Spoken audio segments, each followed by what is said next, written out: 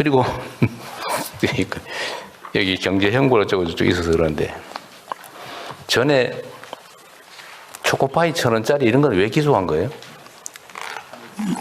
이번 계기가 저희들한테도 이게 어떤 경미한 범죄에 대해서 어떻게 하는지를 좀 돌아보는 계기가 됐던 것 같습니다. 지금 말씀하신 부분에 대해서 왜라고 했을 때 답변을 할 수 있는 부분은 굳이 따지자면 그 사건에서 이제 피해자에 해당되는 회사가 있지 않습니까? 회사에서 굉장히 이제 강한 처벌 희망의 의사를 표시를 했었고 그 부분이 이제 뭐 화해나 이런 것들 없이 끝까지 가다 보니까 네. 기소가 이루어졌는데 이 결국 지금 아시다시피 이제 상고 포기하면서 사건은 종료가 됐습니다. 근데 그 과정에서 보면 결국 국민의 눈높이에 맞는 정도의 공소권을 행사하는 그 부분에 대한 고민이 이번 기회를 통해 가지고 좀 됐던 것 같고 저희들도 관련돼 가지고 앞으로 경미한 범죄에 대해서 어떻게 할지 이 부분에 대한 지침을 좀 마련하는 중입니다. 원래 경미한 이거 초범이 아니고 재범이거나 뭐 그랬어요? 예, 그랬던 전과가 것으로 있었습니다. 네. 전과가 있었던 절도 것으로 알고 전과가 있습니다. 절도 그랬던 전과가 걸로 있었나요? 기억하고 있습니다. 그런 어려움도 있었겠네요. 기소 유예하기가 조금 어려운. 어쨌든 법률 제도상으로도 이런 경미한 범죄에 대해서는 다른 나라들은 이런 경우에 어떻게 해야 된다는 규정이 있는 경우도 꽤 있다고 하더라고요. 근데 지금은 죄가 되면 액수가 적어 20원 피해를 입었더라도 10원짜리 피해라도 이론적으로는 어쨌든 처분을 해야 되는 상황이 발생하잖아요. 기소유예를 하든지 기소하든지. 예, 그렇습니다. 예. 죄가 되면. 근데 10원짜리 길에 떨어진 5핀 주워 갖다 그 점유이탈물 횡령이잖아요, 그죠? 신고 안 하고. 예를 들면 그런 경우도 굳이 기소해야 되나 그런 거를. 아예 제도적으로 경미한 처벌 가치가 없는 거는 안 하는 그런 제도를 만들어야 되지 않을까요? 예, 다른 나라는 그런 게 있다고 하던데. 저희들은 검토해 보겠습니다. 네. 그게 너무 일선 검사들 입장에서는 이거 죄가 되는데 기소유예 하려니까 전에 뭘 한 기록도 있고 하면 혹시 문책 당할까 싶어서 그냥 기소해버리고 이럴 수도 있죠. 근데 그 길을 하나 만들어 주기는 해야 되지 않을까 싶습니다. 예, 그렇습니다. 국민들이 보기엔 이런 걸 기소하게 되면 이게 그냥 공소권의 남용 또는 오용으로 느끼기 반대쪽으로. 부분입니다. 예, 예. 하여튼 그것도 고민은 좀 해야 될 것 같습니다. 예. 그 다음에 17페이지에 이런 거 있네요. 피해자 열람 등산권을 확대하자. 그 검찰은 기소를 할 때 수사 기록, 증거 기록을 다 파일로 만들잖아요. 그 변호사들한테 파일로 그냥 주면 안 됩니까? 꼭 한 장에 50원씩 받고 수백만 원씩 들여서 꼭 복사시켜야 되나? 일단 뭐 열람 등사 관련된 부분에서는 지금 대통령 말씀하신 부분이 마침 12월 15일부터 해가지고 형사기록 전자화가 전면 시행이 되었습니다. 그래서 향후에는 이제 기록에 관한 그 관점 자체가 지금 말씀하신 것처럼 PDF 파일 형태로 전환이 됐기 때문에 그 부분에는 이제 제도적으로는 좀 해소되는 국면에 있다고 볼 수 있을 것 같고요. 어쨌거나 그동안에는 종이 기록의 원본성이 있었기 때문에 그 부분은 뭐 불가피하게 이제는 해결된 거예요? 근데 다만 이제 그 기존 사건 새로 이제 그 시점부터 입건되는 사건부터 적용되니까 과거의 것들이 아직 남아는 있을 텐데요. 어쨌든 그런 측면에서는 좀 전환이 있을 수 있을 것 같습니다. 하여튼 국가적 낭비이기도 하고 불필요하게 고통을 가하는 것 같아서 이미 다 가지고 있는 거 그냥 파일 복사해 주면 되지 그거를 한 장씩 가서 일당 주면서 그런 걸 복사하라고 시키는 게 너무 가혹한 것 같아서요. 한번 검토를 한번 해보십시오. 예, 지금도 일선에서는 다 그러고 있던데. 예. 네. 익명화가 만약에 문제가 되면 그에 대해서는 뭐 변호인들이 책임을 지면 되는 거죠. 예, 익명화는 다행히 또 전산적으로 그 시스템들을 좀 갖추고 있습니다. 예. 19페이지에 상소제도 개선 추진 이런 것도 있네요. 예, 지금 TF 구성해서 좀 논의하고 있습니다. 네. 어쨌든 검사들 입장에서는 그냥 원래 하던 일이니까 상소하고 항고, 재항고 뭐 또는 상고하고 그래도 하는 게 그냥 깔끔하긴 한데 당하는 쪽에서는 엄청나게 괴로운 일이다. 그리고 아까도 제가 잠깐 말씀드렸지만 국가 본질적인 폭력이죠. 국가 형벌권을 행사하는 공권력을 행사하는 데는 절차적 정당성도 있어야 되고 실체적 정당성도 반드시 확보돼야 된다. 일본에 비하면 너무 항소, 상소율이 너무 높다. 지적이더라고요. 그런 것도 고려를 좀 해서 내부적으로 논쟁들도 많긴 하지만 합당하게 잘 판단했으면 좋겠습니다. 예, 그렇게 하고 있습니다. 네.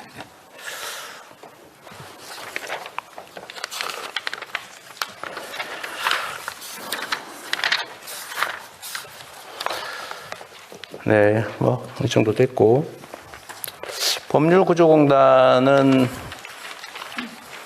지금 정원이 905명인데 변호사도 145명을 고용하고 있어요? 어디 있어요? 현원은 지금 112명으로 되어 있습니다. 112명. 예. 변호사들이 직접 소송 수행을 하거나 변론을 합니까?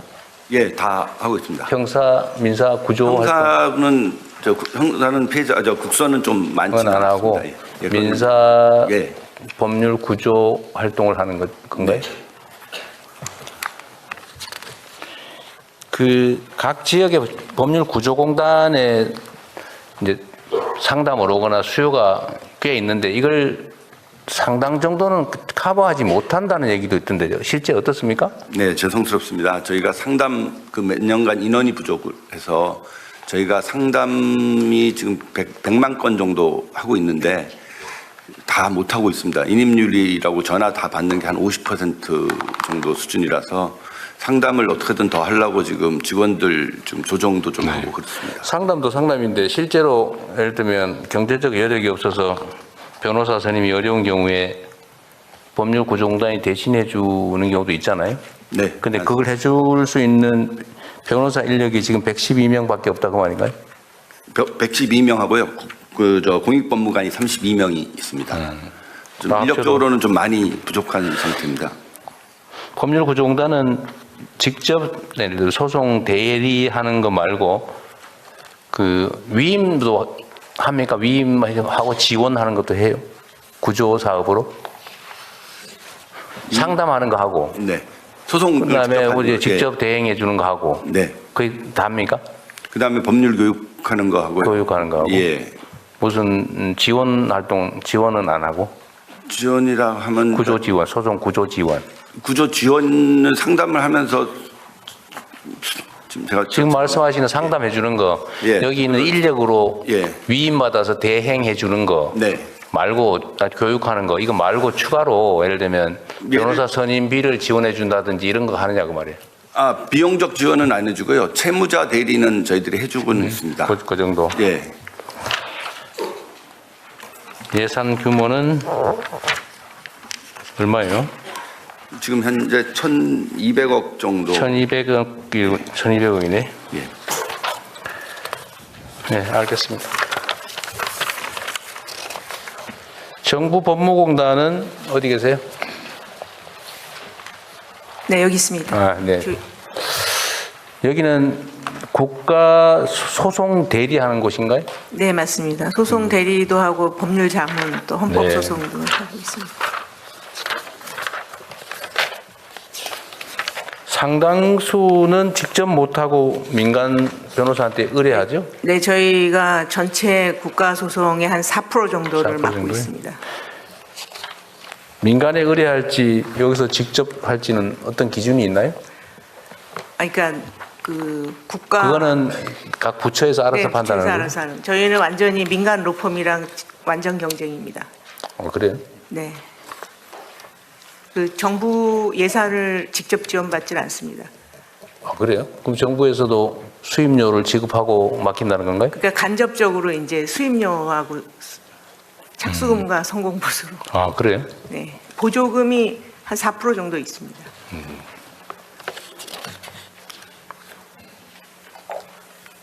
민간하고 경쟁이 돼요. 그래도 성과가 그 전체 국가 소송에서 예를 들면 승소율이 네. 민간의 승소율이 전체 국가 소송 승소율보다는 좀 높습니다. 그럴 수 있죠. 네, 알겠습니다. 네.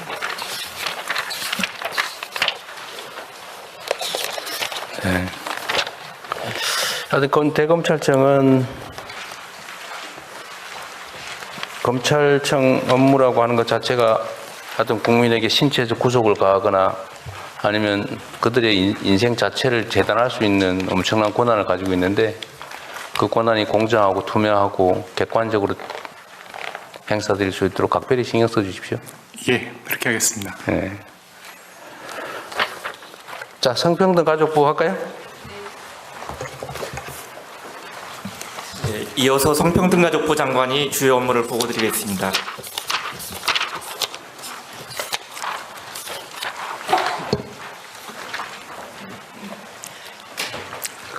안녕하십니까. 성평등가족부 장관 원민경입니다. 국민과 대통령께 성평등가족부 업무 계획을 보고드리겠습니다. 국민주권정부 첫해 새롭게 출범한 성평등가족부는 지난 반년간 모두를 위한 성평등 정책의 토대를 마련하는 데 주력해왔습니다. 특히 현장 종사자와 분야별 전문가, 직능단체, 청년 등 다양한 국민들을 수십 차례에 걸쳐 직접 만나 뵙고 소통하면서 성평등 가족부가 나아가야 할 길에 대해 치열하게 고민하는 시간을 가졌습니다. 그 과정에서 국민들께서는 여전히 큰 성별 인식 격차, 젠더 폭력, 청소년 마음 건강, 가족 형태 변화 등 여러 가지 과제들을 말씀해 주셨습니다. 성평등 가족부는 이러한 국민의 목소리를 담아 평등한 일상, 안전한 삶, 함께 성장하는 미래라는 목표 아래 4대 분야 10가지 중점 과제를 마련했습니다. 먼저 성평등이 선언에 그치지 않고 국민의 일상 속에서 실질적으로 작동하도록 제도와 정책 전반을 다시 들여다보고 혁신하겠습니다. 성평등 정책 분야에서의 부처 간 협업과 정책 총괄 기능을 강화하기 위해 양성평등위원회를 확대 개편하겠습니다.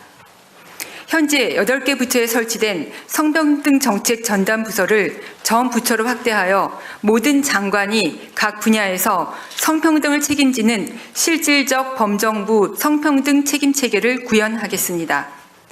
또한 청년들이 직접 참여하는 공론장을 본격적으로 운영함으로써 세대와 성별을 아우르는 성평등 공감대를 확고히 구축해 나가겠습니다. 성별 임금 격차는 노동시장의 불평등이 어떻게 축적되고 재생산되는지를 보여주는 지표입니다. 노동시장 전반에 공정과 성평등의 기준을 세워나가는 고용평등 임금 공시제를 도입하겠습니다. 아울러 성평등한 노동시장을 위해 여성 새로 일하기 센터를 중심으로 경력 단절 예방 서비스와 직업교육 훈련을 확대해 여성의 지속적 경제활동을 적극 뒷받침하겠습니다. 다음으로 국민 모두가 안전한 사회를 위해 젠더 폭력 대응을 한층 강화하겠습니다. 성평등 가족부는 디지털 성범죄 피해자 보호 지원의 총괄 부처로서 5만여 명을 지원하고 145만 건 이상 삭제를 지원하면서 많은 정보를 축적했습니다. 이 정보를 심층 분석하여 제재 조치, 수사, 신속한 유통방지 조치 등 보다 강력한 통합 대응이 이루어질 수 있도록 디지털 성범죄 피해 통합 지원단도 관계기관과 협의를 거쳐 설치하고자 합니다. 가정폭력, 스토킹, 교제폭력에 대해서는 경찰과 가정폭력 상담소 간 공동 모니터링 체계를 운영하겠습니다. 아울러 온라인상에서 확산되는 스토킹 피해자의 개인정보가 디지털 성범죄와 결합되지 않은 경우에도 삭제 지원이 가능하도록 관련 법령 개정을 추진하겠습니다. 현재 강의식 주입식으로 이루어지고 있는 폭력 예방 교육을 토론식 참여, 체험과 같은 형식으로 다양화하여 보다 실효성 있는 교육으로 개편하겠습니다. AI 기반 온라인 성착취 대응 시스템을 고도화하여 아동 청소년 온라인 성착취 유인 정보와 성착취물을 자동으로 수집, 분석, 신고하는 등 선제적으로 대응하겠습니다.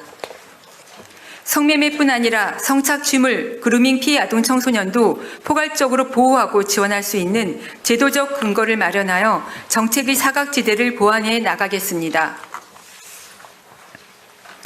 셋째, 단 한 명의 청소년도 소외되지 않고 건강하게 성장할 수 있도록 뒷받침하겠습니다.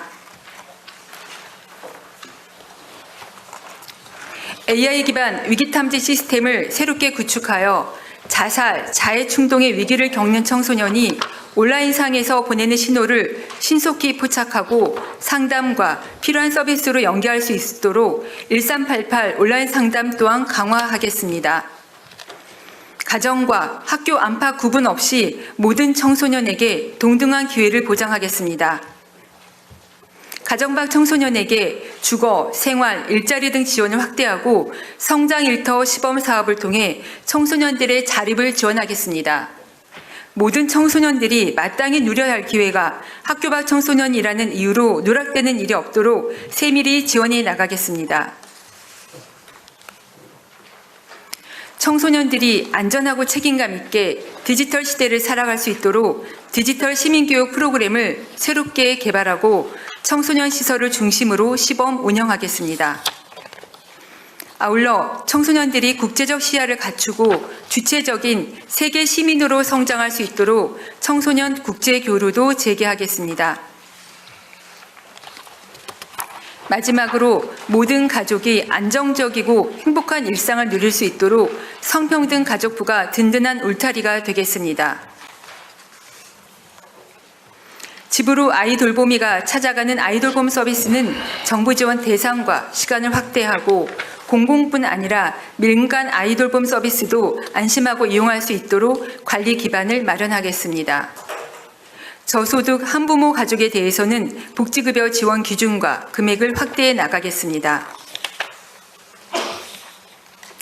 다문화 가족 지원 서비스의 범위를 이주 배경 가족까지 넓혀 안정적인 정착을 지원하겠습니다. 지역사회 내 취약 위기 가족을 신속히 발굴하기 위해 맞춤형 서비스 제공 기관도 확대 운영할 계획입니다. 또한 1인 가구 증가세에 발맞춰 가족센터를 통해 사회 관계망 형성, 생활과 돌봄을 지원하겠습니다.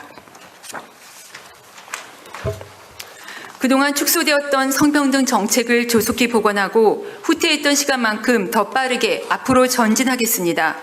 국제사회에서 대한민국 이상에 걸맞은 실질적 성평등 국가로 거듭날 수 있도록 새로운 도약과 회복의 역사를 국민과 함께 만들어 가겠습니다. 감사합니다.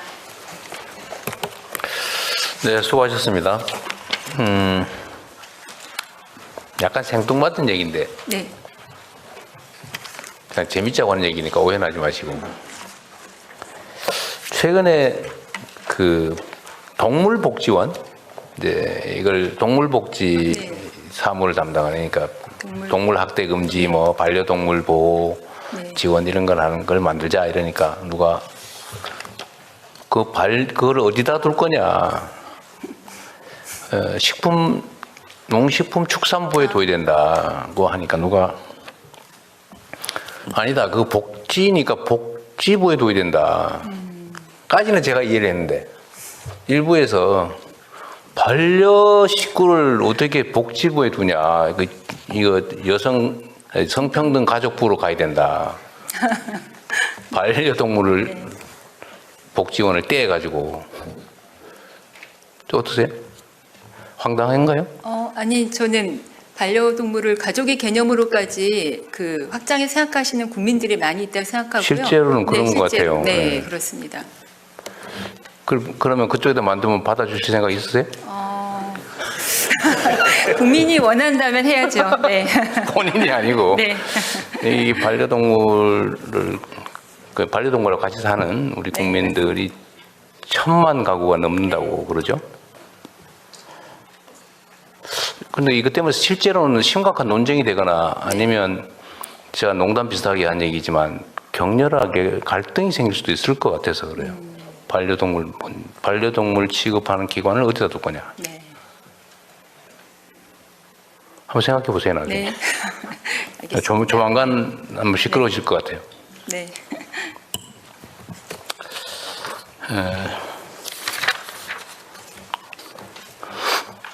아까 옆에 잠깐 들으셨을 텐데, 네.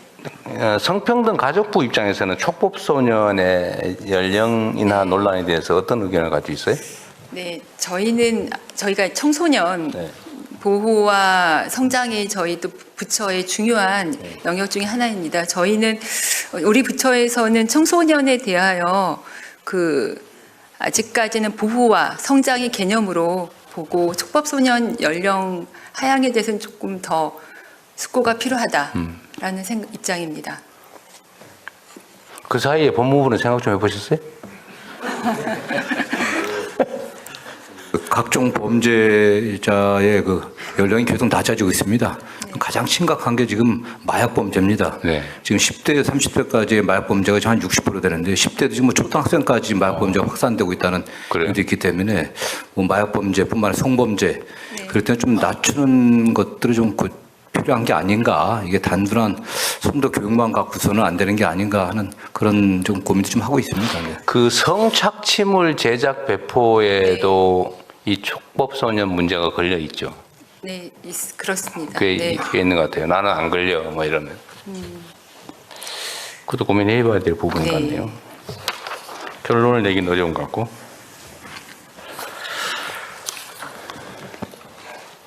교제 폭력에 대한 대응 강화 내용으로는 뭐 아까 말씀하셨던가요? 네. 제일 필요한 게 뭔가요? 요새 이게 논란은 꽤 많던데. 교제 폭력 대응으로 제일 핵심은 뭔가요? 교제 폭력에 대해서 새로운 법을 만들어서 그 피해자와 가해자를 그러니까 적절한 시기에 분리해야 된다고 하는 입장이 있지만 네. 저는 기본적으로 교제 폭력도 성평등 인식이 부재 가운데 나오는 것이라고 생각합니다. 아니, 그러니까 어떤 대책이 네. 구체적인 대책이 어떻게 필요하겠냐. 네. 지금 사회적으로 논란은 심해지고 네. 걱정은 커지는데 네. 대응책이 뭐냐 그 말이죠. 구체적으로 뭐 어떻게 하면 되는데? 그냥 열심히 하면 돼요? 아닙니다. 저희는 교제 폭력 관련법을 기본 근본적인 방향에서부터 법의 제정이 필요하고 교제 폭력에 대하여 과거에는 피해자가 반의사 불벌 피해자가 처벌을 원하지 않는다는 입장을 표현하면 바로 경찰이 더 이상 수사를 하지 않는 방향으로 진행해 왔는데 피해자 의사와 무관하게 경찰이 피해 상황을 적극적으로 검토해서 고위험군 피해자의 경우에는 피해자의 의사에도 불구하고 의사와 관계없이 지속적으로 보호해 나가는 방향. 그러니까 반의사불벌죄나 친고죄로 하지 말아야 된다. 맞습니다. 법률 개정이 필요하다 그 말인가요? 네. 대통령님 한 가지 덧붙여서 설명드리겠습니다. 말씀하세요. 법무부 차관입니다. 지금 이 부분에서 중요한 부분은 피해자 보호에 관해서 잠정 조치 등을 적용할 수 없다는 부분이 가장 이슈인 것 같습니다. 아, 그래요?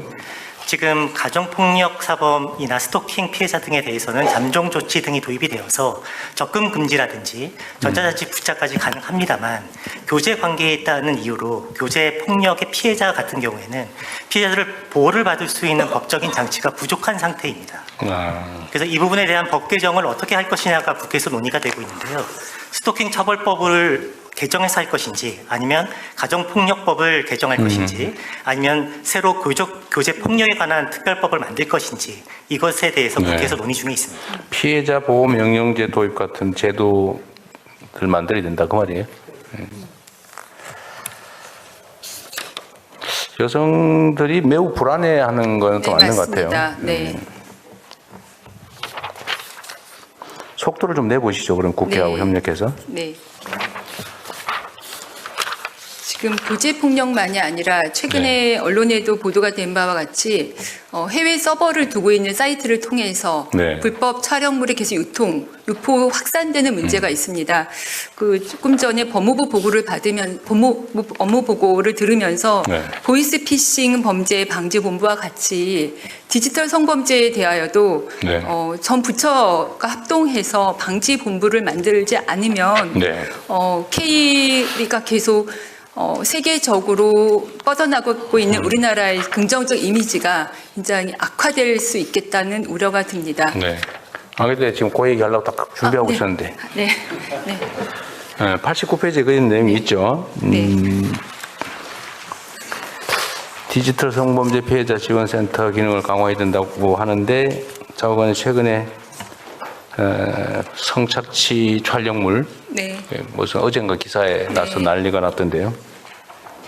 이게 대개는 해외 서버로 되어 있다는 건데 지금 현재 상태로는 예를 들면 이건 이제 불법이잖아요, 그죠? 네, 맞습니다. 그러면 그 사이트 차단이 안 됩니까?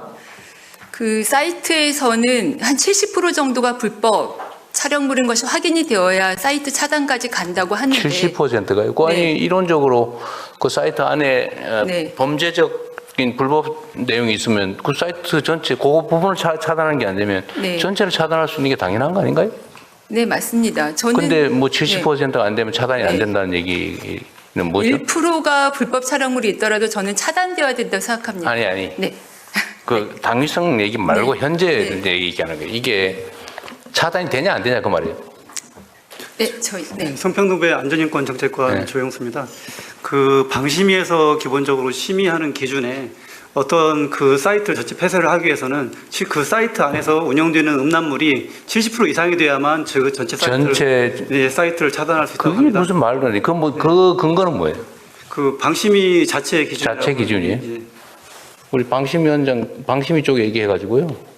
일부라도 해가지고 차단 요청을 하고 안 되면 전체를 차단하는 거래요. 네, 그렇게 조치하겠습니다. 그러면은 그 방침에 따르면은 막 쓰잘데없는 거 잔뜩 올려놓고 네, 맞습니다. 그거 하면 되네. 네. 그 말이 안 되지. 이게. 네, 맞습니다. 일단은 물리적으로 차단하는 조치는 신속하게 네. 해야 될 것 같고. 네, 네. 근데 이게 무슨 회원이 무슨 50만이 되네, 네. 60만이 되네 그러고 있던데 이렇게 크게 성장할 때까지 아무도 몰랐다는 건가요?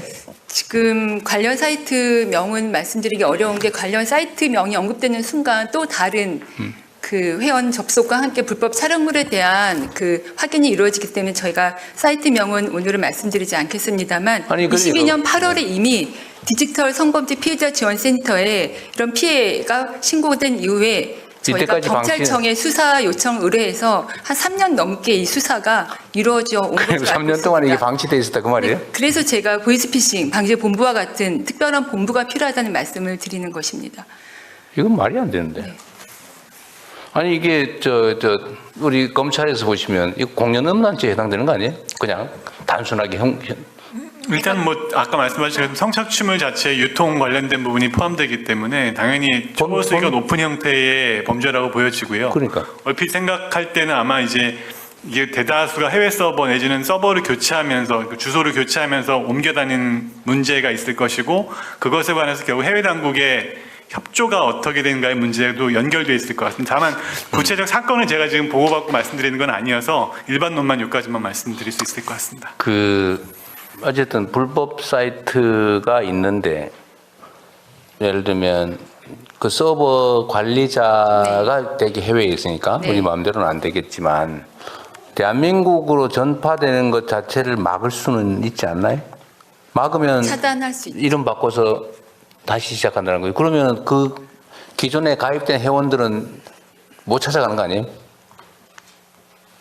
어떻게 되는 거예요? 저희가 또 찾아갈 수 있는 그래서 저희가 해외 서버를 두고 있는 경우에는 국제수사 공조를 통해서 주범을 아니, 찾을 그건 수도 있고. 다음에 얘기할 네. 거고. 네. 그 5분 전, 그 다음 단계에서 네. 얘기할 거고. 일단은 긴급 조치로 차단을 네. 해야 되는데. 맞습니다. 일단은 뭐 70%가 돼야 되니 뭐 그거는 우리가 그도 방통위 얘기를 해서 좀 바꾸면 될 텐데. 네.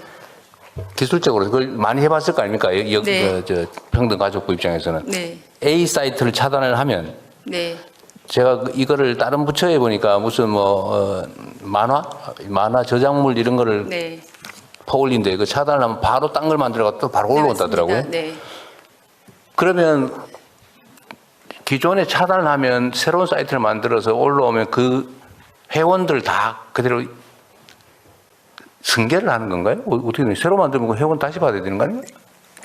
그 해본 사람이 있을 것 같은데. 이제 기본적으로 그 사이트가 아예 사이트가 삭제되지 않고 삭제되지 않고 우리는 차단하는 거니까. 차단하게 되면은 요즘에는 이제 VPN이나 이런 다른 방식으로 접속을 하기 때문에 그쪽으로 가는 루트 같은 기관통이 차단하더라도 VPN이나 이런 걸 통해서 그 사이트가 살아있는 한 그쪽으로 접속할 수는 있게 됩니다. 찾아가려면 뭔가 새로운 추가의 노동을 해야 될 거 아니에요? 예, 그렇습니다. 그럼 차단 효과가 있긴 있는 거죠? 차단은 일단 해가지고 차단을 하는데 결과적으로는 우회해서 그 해외에 차단한다. 있는 사이트에 대한 거기서 올리는 거에 대한 수사를 통해서 아니, 그건 다음 얘기고. 예, 그건 일단 먼저는 차단 조치하고 그 다음에 사이트에 대한 접근까지 해줘야 하는 법이 있습니다. VPN 통해서 따로 접속을 할 수가 있습니다. 사이트에서. 쉬워요, 그게? 요즘 청소년들이라든지 웬만한 컴퓨터를 다루는 사람들은 쉽게 접근할 수 있다고 합니다. 네, 그럼 그 다음 얘기를 일단은 차단하면 조금은 효과가 있을 테니까 네, 차단을 하는데 맞습니다. 그 다음에는 이거 지금 안 그래도 우리가 마약 그 다음에 보이스피싱 스캠 그리고 도박 네. 이거는 지금 그 초국가 범죄 대응 TF 만들었던가 뭐 어쨌든 거기서 하기로 했잖아요.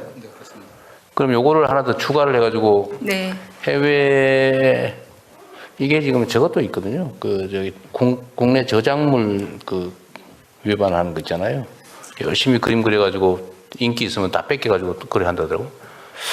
요 문제도 아예 하나 추가를 하시면 어떨까요? 지금 법무부도 같이 하고 있는 거 있죠. 저희도 같이 참여하고 있습니다. 지난번에 캄보디아 사태 이후 만들어진 그러니까요. 도박, TF에. 마약, 네. 스캠. 네. 여기다 음란물 같이 여기다 한 항목을 추가를 해가지고 부과하시면 될 것 같습니다. 건물을 추가를 하는 걸로 하고 누가 하고 있더라?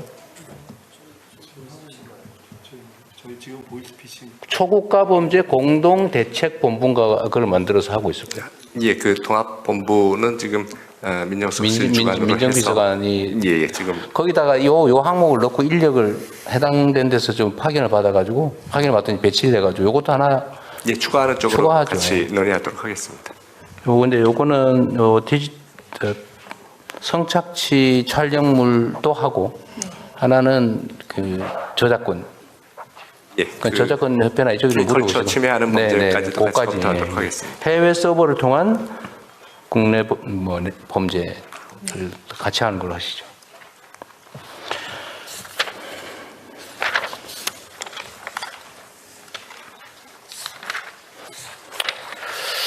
그 다음에 저한테 이거만 물어봐 주세요. 이게 너무 많아가지고 내가 그것도 안 물어보면 또 섭섭해하니까. 네. 이거 하나 물어볼게요. HPV 지원을 좀 확대해라. 그거 뭔 얘기인지 알아요? 무슨 저기 HPV 이게 무슨 저 예방 주사 뭐 이런 건 뭐예요? 예? 자궁경부암 백신입니까? 이거 혹시 내용 알아요? 그 아는 분? 백신은 아마 질병관리청 아마 하지 말고 네. 알면 얘기하고 모르면 넘어갑시다. 제가 보는 성평등 정책관 네네. 주임입니다. 그 아무나 얘기해 보세요. 아는 사람. 그 임신, 그 자궁경부암 예방 접종인데 이제 국정과제 이제 남성 청소년까지 확대하는 내용으로 들어 있어서 지금 식약처에서 지금 추진하고 있는 걸로 하고 알고 있어요? 있습니다. 지원을 확대할 거다 그러면 그냥 그렇게 얘기하면 끝난 거예요? 식약처랑 같이 한번 좀 더 모니터링 해보겠습니다. 그래요?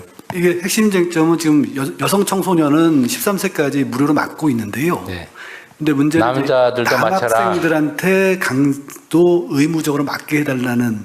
그럼 남성들은 또 기분 나쁘다 그러나요? 그러니까 이제 이게 2회인가 접종을 하는데 국정과제에 있습니다. 2회 접종을 하는데 이게 맞으면은 좀 하루 이틀 수업하는데 좀 방해가 되는 모양입니다. 저는 안 맞아서 모르겠는데 그래서 그 남성 애들도 공짜로 무료로 맞게 해달라. 그럼 좀 더 많이 맞지 않겠는가라는 것이 지금 현재 쟁점입니다. 그런데 내가 어저 메모를 받기로는 이게 청소년들하고 저소득층만 맞춰주고 있는데 성인까지 맞춰달라 뭐 이런 내용이던데. 예, 연령을 늘리는 것도 하나 있습니다. 현재는 13세까지 돼 있고요. 지금 국정과제 대상을 남자까지 확대하고 하고 연령도 높여라. 예. 이게 주로 여성계 요구인가요? 예, 여성계 요구입니다. 이 남성은 별로. 근데 확대하는 거는 국정과제에 들어있고 예, 국정과제에 들어있습니다. 식약처에서 준비하고 있다고 말이에요? 그렇습니다.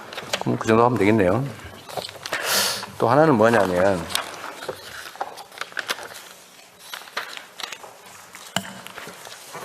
생리대 얘기인데요. 국산 생리대가 왜 이리 비싸냐? 다른 나라 생리대보다 가격이 39% 비싸다고. 네. 혹시 뭐 아세요?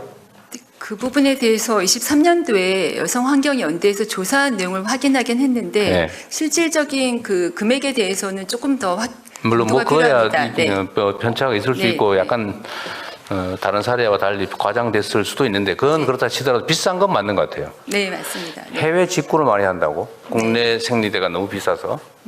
근데 왜 그리 비싼 거예요, 국내는?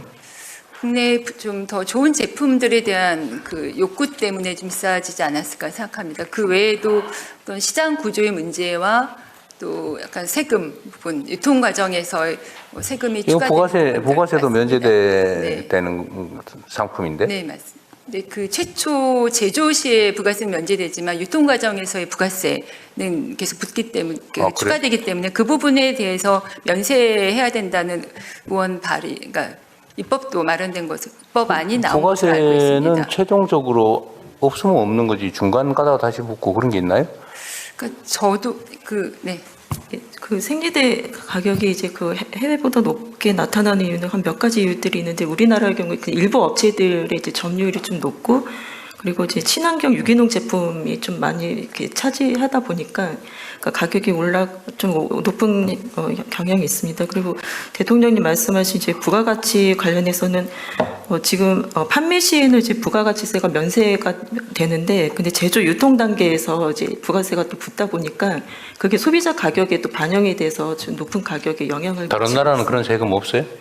다른 나라 캐나다하고 한 2개 나라 좀 면세로 알고 있습니다.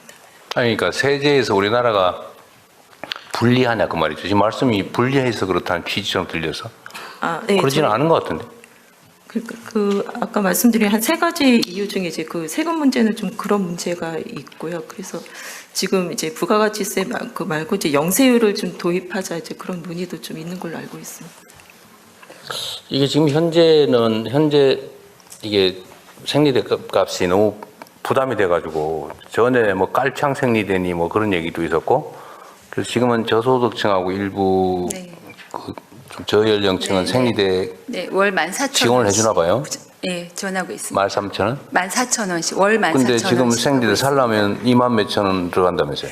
네, 그 부분은 좀 다 개인차들이 있는 것 같습니다. 1만 몇천 원짜리 가지고 다 살 수 있어요, 한 달치를? 저희 경우에는 비싸서 못 산다고 네? 하던데? 그것은 그 판매처에 따른 좀 차이가 있는 것 같습니다. 그래서 제가 이건 공정거래 보고 좀 조사 좀 해보라 그랬거든요. 네. 혹시 해외 생리대를 수입하면 수입 관세 있어요? 내가 보기에는 국내 기업들이 좀 과한 것 같아요. 일종의 독점적 지위를 이용해서 폭리를 취하는 게 아닌가 하는 생각이 좀 들어서 좀 그 가족부도 좀 신경 좀 써서 내용 파악 좀 해보세요. 네, 알겠습니다. 해보고 만약에 과도하게 생산비 대비 판매 가격이 높다면 해외의 수입을 관세 없이 허용해가지고 실질 경쟁을 좀 시켜보면 어떨까 하는 생각도 좀 들어요. 네. 관세가 어떻게 구성되어 있는지 생리대에 대해서 지금 직구를 해외에서 많이 한다더라고요. 네. 개인이 직구를 많이 할 정도면 사실 부당하게 가격이 형성돼 있다는 뜻이죠. 네, 그럴 수 있. 네. 더군다나 세금도 면세까지 해주고 있는데 그런다고 하는 게 이상하죠. 네. 다른 나라는 되게 세금이 있을 건데. 확인해 봐야 되겠습니다. 아주 문제가 좀 있어 보입니다. 그다음에 양육비 우리 대지급제도 시작했죠. 네, 선지급제 시작했습니다. 네. 정부에서 대지급하고 네. 이제 본인한테 구상하는 거죠. 네. 언제부터 시작했어요? 올해 7월부터 시작했습니다. 7월부터. 네. 이게 양육비 대지급 대상은 어떤 경우에? 예, 지금 저희가 처음이라서 정한 게 이제 중위소득 150% 이하이고 양육비를 3기 이상 또는 뭐 석 달 이상 정해진 횟수 이상 못 받으신 분들을 우선 대상으로 하고 있고요. 그 양육비 채권 확보를 위해서 이제 신청을 했거나 채권이 확보되신 분들이 그런 관계도도 입증을 하셔야 됩니다. 뭐 판결이 있거나 조정 조서가 있거나 이렇게 법률적으로 뭔가 의무가 확정된 경우. 그러니까 신청만 하셔도 됩니다. 집행권은 확인을 위해서 저희 뭐 그러니까 어떤 사람이 대상이냐? 양육비 채권은 일단 가지고 채권이 어떻게 확인이 돼야 될 거 아니에요. 그냥 근데 원래 뭐 부부 사이에도 양육비 부담을 요구할 수 있잖아요. 근데 예를 들면 아무 뭘 가진 사람이 대상이에요? 이혼하실 때 이제 보통 이혼한 경우에만? 예, 양육비 예. 아, 이혼한 사람? 예. 이혼한 사람의 양육비 청구권을 대신 네. 이행해 준다.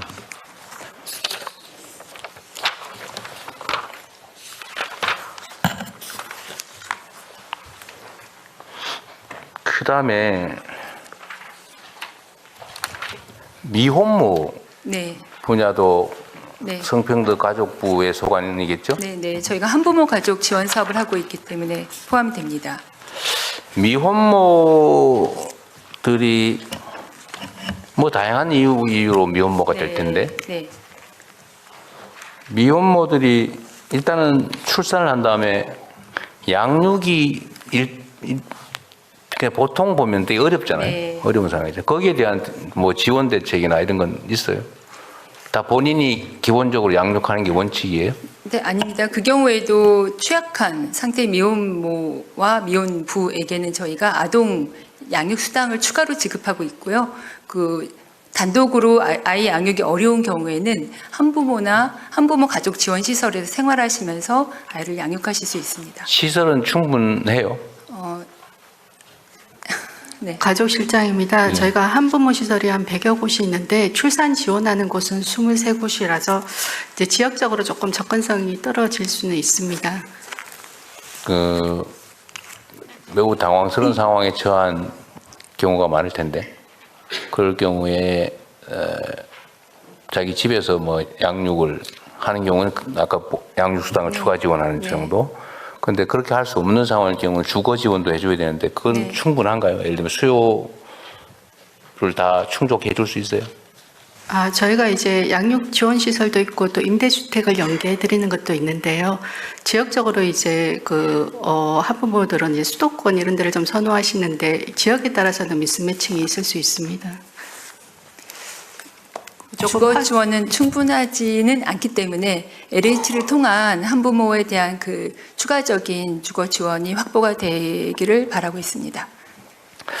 이게 영아 유기나 아니면 이렇게 뭐 심하게는 영아 살해 그런 원인이 되기도 하는데 미혼모 또는 미혼부가 우리 일반 정서상으로는 잘 안 받아들여지는 측면이 있잖아요. 그러니까 미혼모나 미혼부들은 사실 괴로울 수 있는데 여기에 대한 뭐 예를 들면 심리적 지지, 또 지원 이런 게 좀 충분해야 되지 않을까 하는 생각이 좀 들던데요. 이게 인구 출생률하고도 좀 사실 상당히 관련이 있다는 거 아닌가요? 네, 맞습니다.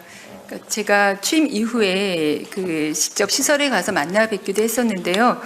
저희가 오늘 업무보고를 통해서 미혼모와 미혼부 모두 용기 있게 본인의 그 자녀 그 임신과 출산을 결정하면 사회가 책임지고 함께 양육을 돕겠다라고 하는 그 말씀을 드리고 싶고 그 부분에 전 부처가 함께 도움을 주실 것으로 생각합니다. 좀 과감하게 좀 정책을 확장해야 될 것 같아요. 네, 맞습니다.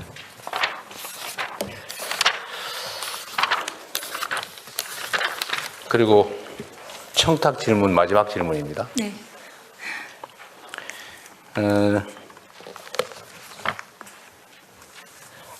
임신 중단 약물 문제 있죠. 이게 지금 어떤 상태예요?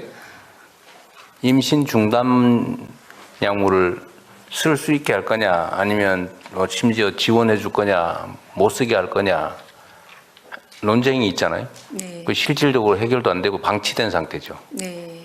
근데 법률적으로는 정리가 안 된 상태인데 현장에서는 실제로 많이 사용되고 있는. 그래서 정부는 모른 척하고 방치하고 있는 그런 상태죠. 방치하고 있다기보다는 제가 취임 이후에 확인해 보니 여러 부처가 함께 이 부분을 계속 숙고하고 있는 것으로 보고받았습니다. 숙고를 몇 년째 하고 있는지 모르겠어요. 굉장히 오래 하고 있어서 저도 빠른 결정이 나기를 바라고 있습니다.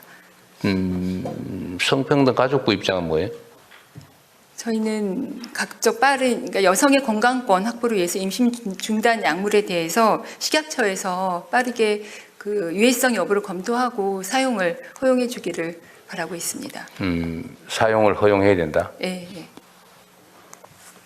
그게 또 그러면 네. 어느 단계까지 네.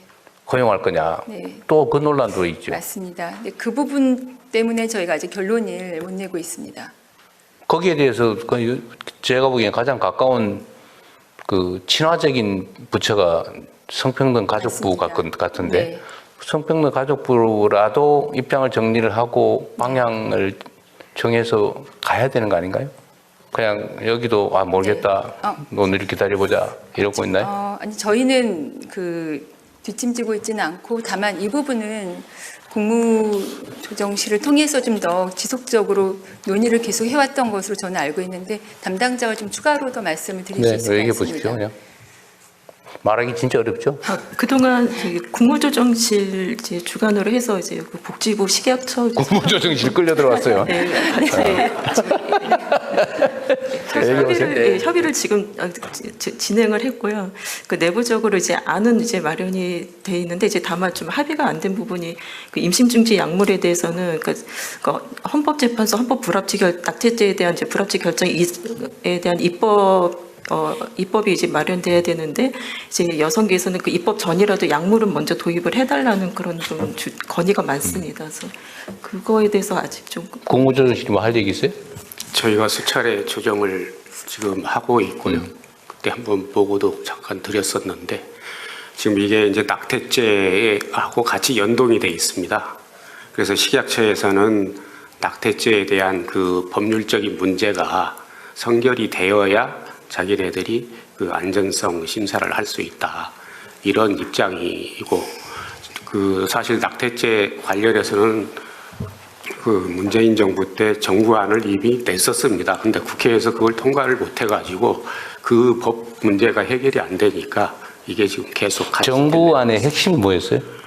그때 몇 주까지 허용 이렇게 돼 있었나요? 네, 12주 정도까지는 무조건 해주고 24주까지는 상담을 거쳐서 해주자. 이렇게 그때 그 보자보건법하고 형법이 같이 나갔었습니다. 24주. 신생아가 출생하는 게 48주인가요? 몇 주 만에 나오는 거예요? 40여 주, 36, 7주 정도 맨날 40주요? 40주? 네. 근데 24주 되면 상담을 거쳐서 14주까지는 그냥 허용.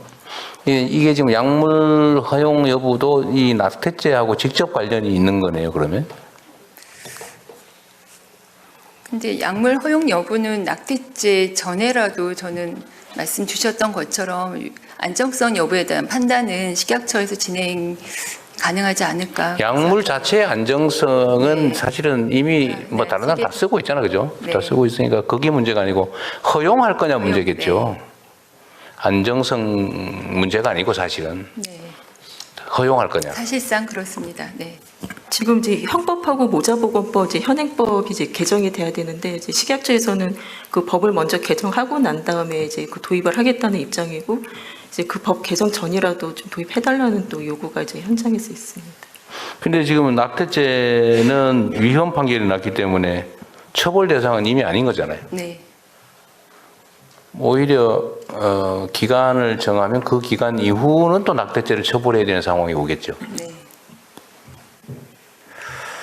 쉬운 문제는 아니죠. 그런데 이게 이렇게 계속 방치해 놓는 거잖아, 사실은.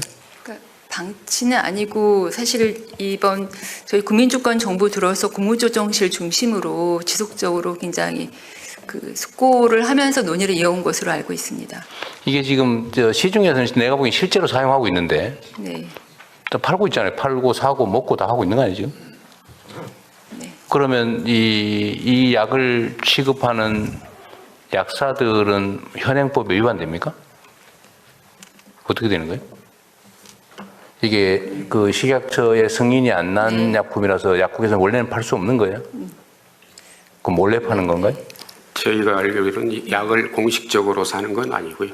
비공식적으로 구매를 하고 약사법에 이게 못하게 돼 있기 때문에 약사들은 정식 승인 받은 게 아니라 살 수가 없는 약사가 판매할 수가 없습니다. 그런데도 뭐 사는 건 충분히 가능한 모양이더라고요. 현재. 이래저래. 여기 제일 큰 반대 입장이 어디예요? 종교계? 네, 맞습니다. 국회의원들도 쉽게 입장을 못 정하는 거예요, 그래서? 네, 그런 걸로 알고 있습니다. 네.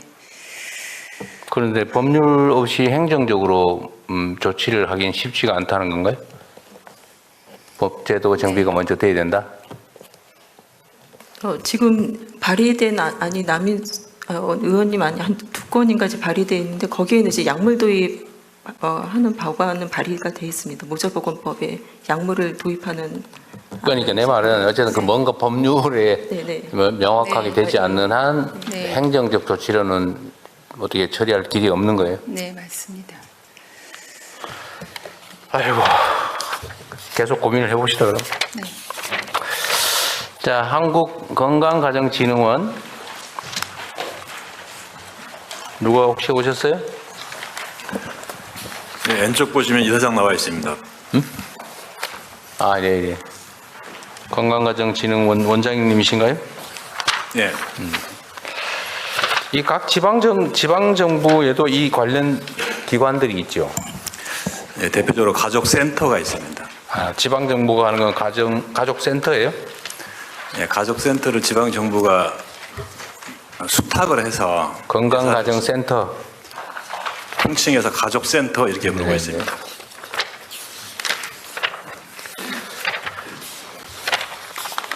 네. 양성평등교육진흥원. 네, 예, 원장님 여기 있습니다. 이쪽에 있습니다. 나는 이쪽 그래도 잘 몰라요. 이쪽에 오른쪽 왼쪽에 있지. 네, 오른쪽에 있습니다. 아, 네네. 거기서 많이 보던 분이시네. 네네네. 반갑습니다. 네, 뭐 여기 특별한 현안이 있지는 않네요. 여성인권진흥원. 네, 왼편에 있습니다. 네. 아, 우리 전 신분하고이시구나. 아, 오랜만입니다. 네, 반갑습니다. 여기도 뭐 특별한 현안은 없어 보여요. 청소년 상담 복지 개발원. 예, 왼편에 있습니다. 그래요.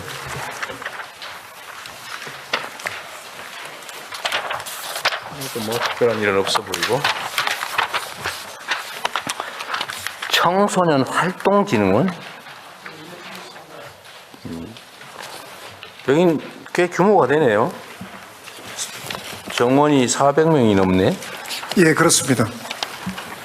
청소년 체험활동 활성화. 주로 눈에 띄는 활동이라면 어떤 게 있을까요? 눈에 띄는 주된 활동이 뭐가 있을까요? 예, 저희는 그 전국 7개 국립시설을 또 운영하고 있습니다. 국립청소년 수련원에. 아, 청소년 수련원. 예. 청소년 수련원 운영이 중요한 활동이시군요. 알겠습니다. 일단 제가 물어보고 싶거나 누가 청탁해서 물어보는 거는 다 끝났습니다. 우리 장관, 총리님 뭐 하실 말씀 있으세요? 우리 다른 없어요? 자, 시간 여유가 좀 있으니까 네. 말씀하시고 싶은 게 있으시면 오늘 참석자분들 중에 자유롭게 말씀하십시오. 대통령님, 저도 네. 두 가지 정도 말씀드리겠습니다. 그러니까 디지털 성범죄와 관련해서 해외 사이트를 운영하고 있는 그 사이트 운영자를 잡기 어렵더라도 네. 경찰이 발표했던 것처럼 국내에서 접속한 IP 회원들의 IP 주소를 통해서 회원들에 대한 수사는 충분히 가능합니다. 회원들을 네, 국내 회원들 그 수사가 적극적으로 진행되고 기소와 처벌까지 그 범죄 예방이 가능할 정도로 무거운 처벌이 내려진다면 우선은 신속한 차단 외에도 범죄 디지털 성범죄가 상당 부분 예방될 수 있을 것으로 생각됩니다. 가입자의 인적 사항 그러니까 뭐 예를 들면 접속 기록이나 이거를 확인할 수 있어요? 네. 경찰이 확인했다고 오늘도 기사가 나왔습니다. 과거의 텔레그램 성착취 조주빈 사건의 경우에도 가입자 중에 한 사람이 그건 텔레그램은 확인되었고. 가능하죠. 네. 텔레그램이야. 네. 이게 한 그 가입자를 회원을 확인하면 그 회원과 접속한 사람들 찾으면 되니까 그건 가능한데 이게 사이트에 가입자 추적이 가능해요? 사이트 회원들이 다 가입하기 때문에 저는 기술적으로는 아니고 비슷한 아이디 네. 찾아가지고 추적하고 뭐 이렇게 해서 실제로 여기에 본인이 직접 그 불법 성착취물을 올리고 거기에서 일정한 그 코인을 받아서 또 다른 불법 성착취물을 보기도 하는 등 굉장히 유해성이 큰데 올린 사람. 네, 올린 사람들이요. 네, 올린 사람들 중에 일부 다운받고, 네, 그 다운받은 범죄자들을 다시 그걸 유포하기 중에 때문에. 저기 뭐 검찰에서 나오신 분 중에 이런 사이버 분야 수사에 뭐 아는 분 없어요? 예, 사이버 기술범죄수사과장 심영석입니다. 그래요? 지금 예를 들면 지금 말씀은 이게 해외 사이트인데 예. 여기에 국내에서 가입을 하거나 활동한 아이디를 찾아서 추적이 가능하냐? 제가 보기엔 안 될 것 같은데 어떠세요? 가입자 정보는 어쨌든 그 서버에 저장되어 있기 때문에 가입자 정보를 추적하는 건 사실 불가능한 상황입니다. 제가 보기도 그런데. 예, 다만 그 사이트에 접속한 IP가 접속하는 신호를 보내기 때문에 그 신호를 추적해서 어떤 그 불법 사이트에 접속한 사람들의 명단을 역추적하는 방법은 이론상은 가능합니다. 아, 그래요? 뭐 가능한 성이 있는 모양이네. 경찰 그런 경찰한테 한번 아니 지금은 이제 국내에서도 뭐 가입하고 이용하고 요거는 추적이 될 것 같아 말씀을 들어보니까 해외 사이트 추적은 국정원한테 얘기를 하고 그거는 아까 얘기한 대로 팀에 넣어서 팀에다가 통합본부에서 같이 하면 될 것 같고요. 하겠습니다. 그렇게 하면 뭐 국정원이 하든지 뭐 일단 국내에 그 제작해서 올리는 뭐 이런 거는 추적할 가능성이 있어 보이긴 하네요. 그럼 경찰이 좀 원시적으로도 좀 하자. 서버에 접근을 못해도. 네. 그럼 해보죠. 뭐. 그 다음에. 네. 네. 두 가지만 드리겠습니다. 제가 뭐 몇 번 건의를 드렸었는데 지금 교정 시설의 그 부족함이 굉장히 심각합니다. 지금 뭐 정원이 지금 5만 명인데 5만 230명인데 지금 매일 평균 6만 5천 명 정도 수용이 돼 있기 때문에 쉽지는 않습니다.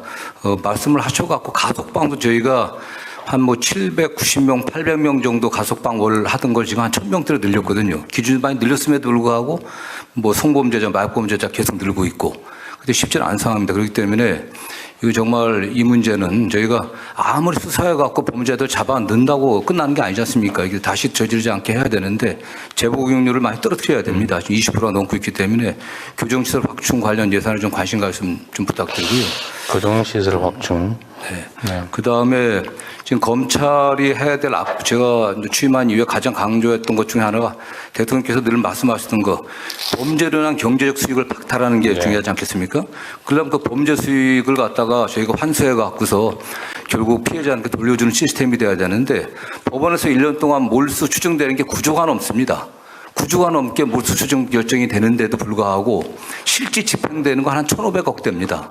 그래서 이게 지금 검찰이 조직도 좀 부족하고요. 그래서 저희들 건의했는데 내년에 지금 뭐 5급 뭐 사무관 하나 늘리고 있는데 지금 중앙지검에만 이 범죄 수익 환수부가 있습니다. 근데 제일 많이 몰수 추정 판결 받는 데가 그 금융범죄 수사하고 있는 남부하고 또 마약 조직범죄 하고 있는 부산이 많이 되는데 이 조직을 많이 늘려줘야 됩니다. 미국 같은 경우는 미국 법무부에서 법무부 차원의 범죄 수익 전담부서국이 있어갖고 많이 노력을 하고 있고요. 더군다나 저희들도 최근에 한 건 올렸는데 해외에 있는 재산을 갖다 몰수하는 게 굉장히 어렵습니다. 이게 사법공조와 같이 돼야 되기 때문에 이 부분에서 이거는 앞으로 뭐 수사권의 주도 문제 관계없이 법무부가 해야 될 가장 핵심적인 일 같습니다. 네. 우선 범죄 수익 환수 집행이죠. 네. 환수 결정이야 법원이 하는 건데 이 집행은 일종의 세외 수입 관리 좀 비슷하지 않나요? 네, 그렇죠. 결국은 압류, 경매 뭐 이렇게 처리되는 과정 자체가 체납 절차 비슷하지 않습니까?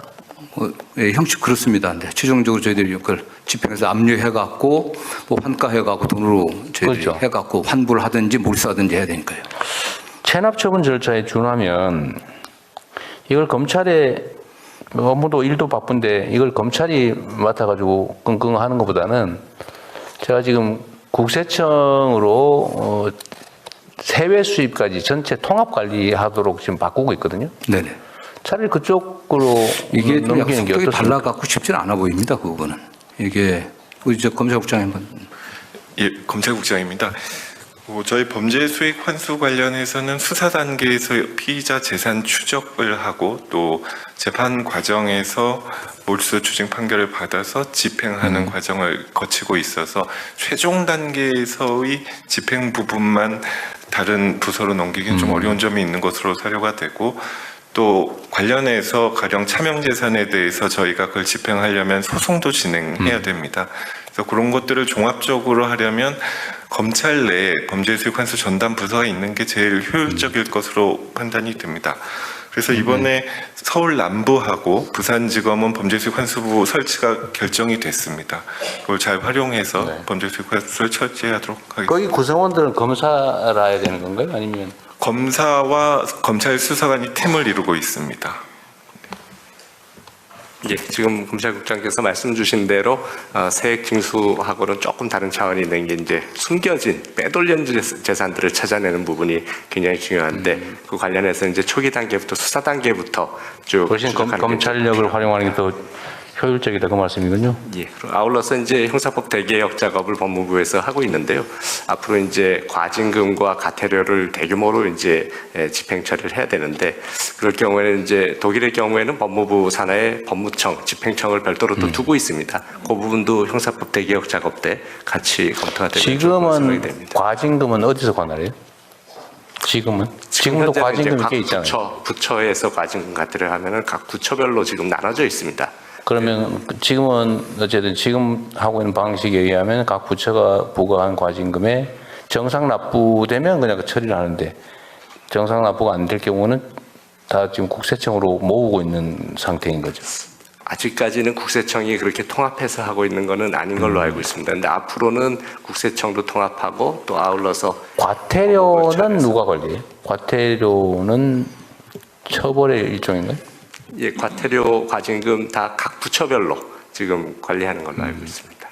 몰수 추징만 검찰이 직접 하는 거예요? 범죄 수익 몰수 추징만?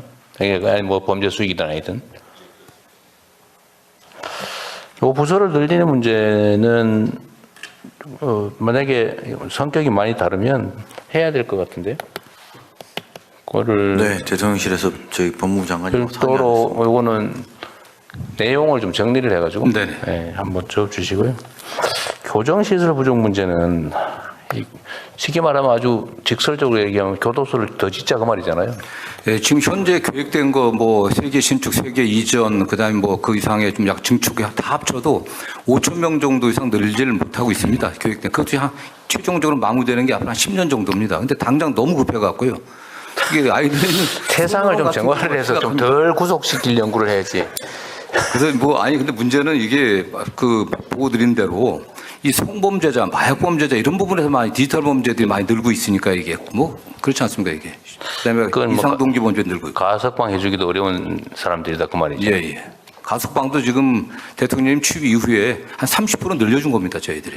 그래서 지금 뭐 교도소 안에 인기가 우리 국민들께서 혹시 내가 막 풀어주라 그래서 많이 풀어줬다고 오해할 수 있는데 아니, 요거는 명확하게 철저하게 재범 가능성 많은 판단을 하고 있습니다. 제가 얘기한 거는 하여튼 처벌이라고 하는 게 이제 응보 효과도 있고 이제 네가 진죄에 대해서 되갚음을 하는 것도 있고 또 일반 예방 다른 사람들이 보고 따라하지 않게 저 제재가 있구나 특별 예방 그 사람이 다시 죄 짓지 않게 하는 이 세 가지 효과를 이제 노리고 하는 게 수형인데 피해자가 없거나 또는 피해자의 피해를 충분히 다 회복하고 피해자가 처벌을 더 이상 원치 않는 상태 그리고 이 사람이 충분히 반성하고 있어서 더 이상 가다놔봤자 국가적인 손실만 발생하고 더 이상 도움이 안 되는 이런 상태면은 특별히 심사를 해서 석방해 주는 게 지금 가석방 제도잖아요. 예, 그렇게 하고 있습니다.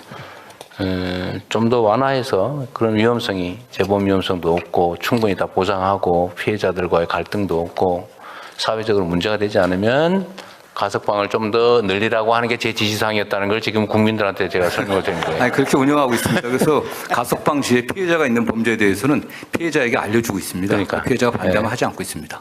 하여튼 그래서 좀 대처를 해보고 뭐 영화되면 그냥 교도소를 예정보다 더 많이 짓는다고 하는 게 참. 어쨌든 우리 법무부에서 조금 더 노력을 해보십시오. 이제 그렇게 하겠습니다. 네. 말씀하십시오. 아까 대통령 저 시작할 때 처음 여성가족부 시작할 때 반려동물 말씀하셨는데 사실은 한 5년이나 10년쯤 후면은 농식품부나 복지부가 아니라 가족부가 소관이 돼야 될지도 모른다고 사실은 제가 말씀드린 일부 사람 중에 하나입니다. 근데 그때 제가 전제는 5년이나 10년쯤 후엔 그럴지도 모른다라고 말씀드렸는데 제가 지금 드리려는 말씀은 현실은 농식품부고 존재가 동물로 규정되어 있기 때문에 물건으로 규정되어 있고 그다음에 실제로 국민들이 굉장히 부담을 갖는 보험 문제와 관련해서는 주로 복지부 소관일 가능성이 높은데 실제로 중앙정부나 지방정부와 관련해서 이미 현실로 존재하고 굉장히 많은 부분들이 어디서 이런 걸 정책으로 좀 정리해줘야 되는 거 아닌가라는 니드 자체가 객관적으로 존재하고 커지고 있는데 아무데도 이걸 안 다루고 있기 때문에 이거를 소관을 어디로 결정할 거냐 하는 것은 이후의 문제로 하되 혹시 이런 문제도 그런 가족 또는 이렇게 실제 반려라는 입장에서 생긴 여러 가지 문제를 정책으로 어딘가는 고민을 계속 해줘야 되는데 TF 같은 거라도 하나 이렇게 해서 한번 생길 수 있는 정책 이슈를 한번 이렇게 축적해 가시는 것도 한번 검토해 보면 어떠냐. 소관부를 결정하는 건 나중 문제고. 아니 이게 워낙 이게 수요가 많잖아요. 한번 문제 제기해 보면 이게 우리가 웃으면서 얘기하지만 이게 반려동물 문제는 사실은 매우 예민한 문제예요. 그 관심 있는 당사자도 많고. 저도 전에는 수백만 원씩 들여서 반려동물 수술한다 그래서 저기 제 정상이냐 이런 생각이 들어요. 요새는 500만 원 들어도 해야지 그런 생각이 들더라니까요, 갑자기. 달라지더라고 사람이. 근데 더 문제는 송미령 장관께서요 이거를 자기가 하겠대요. 그래가지고 내가 일단 말려놨어요.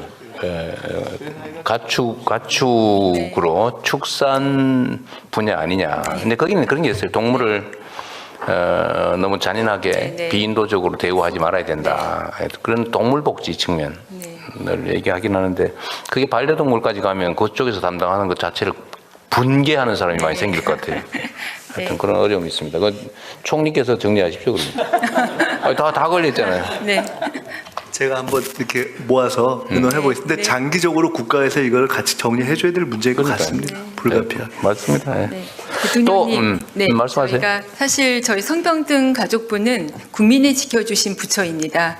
그리고 제가 취임하고 어제 100일째가 되면서 그동안 많은 분들의 기대와 관심, 우려를 받으면서 저희 성평등 가족부의 업무를 해왔는데 얼마 전에 제가 갔던 포럼에서 스웨덴 얘기를 들었습니다. 스웨덴은 성평등 특임 장관님이 계시는데 모든 부처 장관이 정책 분야의 성평등을 반영해서 본인들이 다 성평등 장관이라고 일하고 계신다고 합니다. 그래서 우리나라도 전 부처 장관님들께서 그런 마음으로 일을 해주신다면 성평등 국가가 실현이 되는 그때 법무부 장관님께서 우려하셨던 성평등 그 성범죄율도 굉장히 떨어질 거라고 생각이 듭니다. 예, 저희도 더 노력하겠습니다. 네. 또 어떠세요? 하실 말씀 있으시면 하세요. 없는 모양인데. 오른쪽 끝에 있습니다. 말씀하세요. 누구신지. 마약범죄 관련해서 좀. 예, 마약범죄 정부합동수사본부 제1부본부장 신준호 검사입니다. 최근에 그 날로 심각해지는 마약범죄 대응을 위해서 그 지난 11월 21일 검찰, 경찰, 해경, 세관, 국정원, 출입국, 그다음에 FIU 등 유관기관 86명 규모로 마약범죄 정부합동수사본부가 출범하게 되었습니다. 범정부적 노력의 결실로 매우 뜻깊게 생각하고 이러한 어려운 결단을 해주신 정부의 결단에 깊이 감사를 드립니다. 그간에는 그 마약 수사를 기관별로 각자 따로따로 이렇게 하다 보니까 정보 공유라든지 수사 공조 이런 것들이 애로가 컸었는데 근본 합동수사본부의 설치로 이러한 점들이 많이 해소되어서 다양한 성과와 시너지가 도출될 것이 기대가 됩니다. 실제로 뭐 좀 출범한 지 한 달 정도 됐는데 마약 사범 약 20명을 입건하고 그중에 11명을 구속하는 등 적지 않은 성과도 나오고 있습니다. 향후에도 합동수사본부는 마약 수사의 국내 컨트롤 타워로서 마약 해외 유입을 막는 동시에 국내 유통, 소비를 단속하는 쌍방향식 집중 수사를 통해서 마약을 뿌리 꽂고 치료 재활에도 정성을 기울여서 마약 청정국으로서의 회복에 최선을 다하도록 노력하겠습니다. 많은 관심과 지원을 부탁드리겠습니다. 네. 저도 관심이 많긴 하죠. 지금 제가 근데 경찰 보고 때 그걸 한번 물어봤는데 검찰 쪽은 주로 뭐라더라? 상선? 상선 추적에 좀 능한 것 같고 경찰은 하선? 지금 기관별로 특장점이 있습니다. 좀 다른데 서로 정보 공유가 잘 안 된다고 하던데? 종전에는 좀 그런 면이 있었습니다. 검찰은 특히 해외 유입 수사에 좀 능한 특장점이 있고 경찰은 국내 유통 소비에 능한 수사 있는데 서로 기관 간 벽이 있다 보니 이게 원활치는 않았는데 그런 걸 극복하고자 이번에 이런 합동수사본부를 출범하게 됐습니다. 잘 되고 있다는 거예요? 예, 잘 되고 있습니다. 열심히 하겠습니다. 네, 잘해주세요. 네. 네, 더 없으세요? 제가 마지막 한 말씀 좀 마약 관련해서 지금 되게 이제 국제적으로 마약 청정국 지위가 인구 10만 명당 20명 정도가 그 이하가 돼야 마약 청정국이라는데 저는 이미 40명을 넘었습니다. 한 44명 정도까지 됐기 때문에 마약 청정국 회복이 사실 굉장히 어려운 상황입니다. 지금이 저는 뭐 마지막 골든타임이라고 생각합니다. 그래서 뭐 지금 합수부가 생겼지만 이게 한시적 조직이기 때문에 결국에는 길게 봐서는 마약 수사만을 전담하는 수사청을 만들든지 아니면 마약 수사부터 해갖고서 뭐 기소 공소유지 또는 뭐 국제공조라든가 치료 재활까지 가는 그런 청을 만들 건지도 좀 길게 봐서는 검토돼야 될 것으로 저는 생각합니다. 미국 같은 경우에 어떻게 샌프란시스코 사례가 많이 나오는 것이 굉장히 심각한데 저희도 너무 이 마약 사용 연령들이 좀 낮아지고 있거든요. 그 다음에 인터넷이라든가 국제 어떤 해외 구매 직구를 통한 그 단속이 굉장히 어려워갖고 대통령께서 지시해갖고서 우편 집중국에다 좀 설치하지 않았습니까? 그래도 그게 굉장히 사실 뭐 제한되어 있거든요. 어쨌든 그런 면에서 전국적으로 그걸 또 확대해야 될 것이고 이 전문적인 이 정보를 갖다 뭐 지금 공유는 합수분에서 가능하지만 이게 항구적으로 돼야 되지 않으면은 괜히 어려운 상황이 올 수도 있다는 생각을 합니다. 저도 그 생각을 많이 하는데 지금 해외 다른 나라의 사례 같으면 마약수사청은 그러면 우리나라 검사에 해당되는 사람, 그 다음에 수사관 이렇게 구성이 됩니까? 아니면 그냥 수사만 하고 예를 들면 영장 청구 기능이나 이런 건 분리돼 있나요? 지금 미국의 마약청이 지금 예, 그 관련해가지고 해외에는 검사는 포함되지 않는 것이 주류입니다. 예, 수사관들 위주로 되어 있습니다. 근데 실제로 우리나라는 그 검찰의 마약 수사 역량이 꽤 있지 않습니까? 네, 그렇습니다. 근데 지금 앞으로 수사권 분리 이슈 때문에 사실 저도 판단을 잘 못하겠더라고요. 이게 만약에 마약 수사 전담 기구가 필요한 것 같아요. 제가 보기에는. 지금 뭐 경찰하고 검찰하고 정보 공유도 잘 안 된다고 그러고 지금 그런 거 보니까 하나의 조직 시스템을 만들어야 될 텐데 그러면 거기다가 어떻게 구성을 할 거냐. 그게 지금 수사 기소 분리 문제하고 얽혀가지고 잘 정리가 안 되더라고요. 이건 뭐 제가 보기에는 완전한 그 이론화된 독립된 조직으로 돼야 될 것 같지 않나 생각이 듭니다. 네. 그거는 검사 기능, 수사 기능을 합쳐서 통합해서. 검찰국장입니다. 네. 지금 저희 마약합동수사본부는 수사 기소 분리 취지를 반영해서 검사실에서는 직접 수사 개시를 하고 있지는 않습니다. 그래서 검찰 수사팀, 수사관들이 개시한 사건, 그다음에 경찰에서 수사 개시한 사건에 대한 영장 통제하고 송치 개념으로 사건을 받아서 보안 수사에서 기소하는 그런 구조로 가지고 있습니다. 그 안에서? 조직 안에서요? 예. 또 약간 좀 기형적으로 보이고. 하여튼 그 문제가 정리가 되면서 저는 마약 수사는 독립 관청화해야 되겠다는 생각은 들긴 합니다. 그렇게 그냥 대충 일반 사범 수사하듯이 해서 될 일이 아닌 것 같아요. 네, 그건 또 그 법무부에서도 안도 좀 내보시고요. 이게 수사 기소 분리 문제가 요새 좀 꼬여가지고. 예, 그렇게 하겠습니다. 네, 좀 정리를 해야 될 것 같습니다. 근데 진짜 없는 것 같아요, 이제는. 네, 긴 시간 고생하셨고요. 하여튼 법무부는 요즘 여러 가지 복잡한 이슈들도 있는데, 그럼에도 불구하고 하는 역할의 중요성은 더 새삼 강조할 필요가 없을 정도입니다. 이럴 때일수록 좀 중심을 좀 명확하게 잡고 휘둘리지 말고 본연의 역할을 잘 하는 게 중요한 것 같아요. 여가부도 꽤 예민한 의제들이 꽤 많은데, 그죠? 지혜롭게 잘 넘어가면 좋겠습니다. 네, 다들 수고하셨습니다. 이상으로 법무부 성평등가족부 업무보고를 마치겠습니다. 감사합니다. 대통령님께서 먼저 퇴장하시겠습니다. 네, 법무부는 모두가 잘 아는 것처럼 국가법 질서를 책임지는 가장 중요한 부처 중에 하나입니다. 그리고 법무부는 국가의 공인된 폭력을 제도적으로 행사하는 곳이죠. 아무나는 아니지만 어쨌든 국가의 법 질서 유지를 위해서 국가 공권력을 최종적으로 행사하는 매우 중요한 기관입니다. 그렇기 때문에 최대한 절차적으로 정당해야 되고 결과도 역시 정당해야 됩니다. 국민들의 신임을 저버리지 않았으면 좋겠다는 말씀드립니다. 성평등가족부는 이름도 바꿨지만 어쨌든 국민들 사이에 평등 정책을 제대로 시행하는 중요한 기관입니다. 또 가족 문화나 가족 내부 문제들도 잘 챙겨야 되는 기관인데 꽤 오랫동안 국가기관으로서 취급을 제대로 받지 못했던 측면이 있는 것 같아요. 지금부터라도 주어진 역할을 잘하기 바랍니다. 자, 보고 시작할까요? 예, 이어서 업무보고를 진행하겠습니다.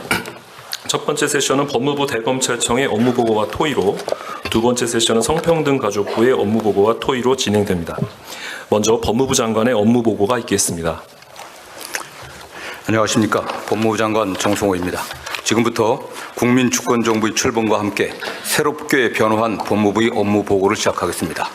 법무부는 지난 6개월간 혁신적인 변화와 국민의 안전한 일상보호, 미래로의 도약을 위하여 열심히 달려왔습니다. 법무부는 국민주권정부의 철학에 입각해 다양한 변화를 추진하였습니다. 민생을 위협하는 전세 사기 범죄자에게 중형이 선고될 수 있도록 사기죄의 법정형을 상향하고 보이스피싱 범죄로 얻은 수익에 대해 필요적 몰수 규정을 도입하는 등 가시적 입법 성과를 거뒀습니다.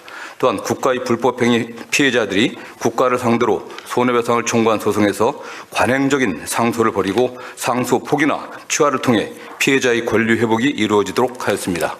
국민의 안전을 지키는 법무부 본연의 업무에도 온 힘을 다하였습니다. 검찰의 전문적 수사 역량을 총동원하여 보이스피싱, 금융범죄 등 민생침해 사범을 엄단하였습니다. 맞춤형 재범 방지 프로그램을 통해 재복역률을 낮추었고 소년범들은 검정고시 합격률 제고 등을 통해 새로운 꿈을 가지게 하였습니다. 스토킹 피해자를 실효적으로 보호하기 위해 피해자가 가해자의 위치를 실시간으로 확인할 수 있도록 법률을 개정하였습니다. 법무부는 대한민국 도약을 위해 국익을 지키고 성장 기반을 마련하는 데도 기여하였습니다.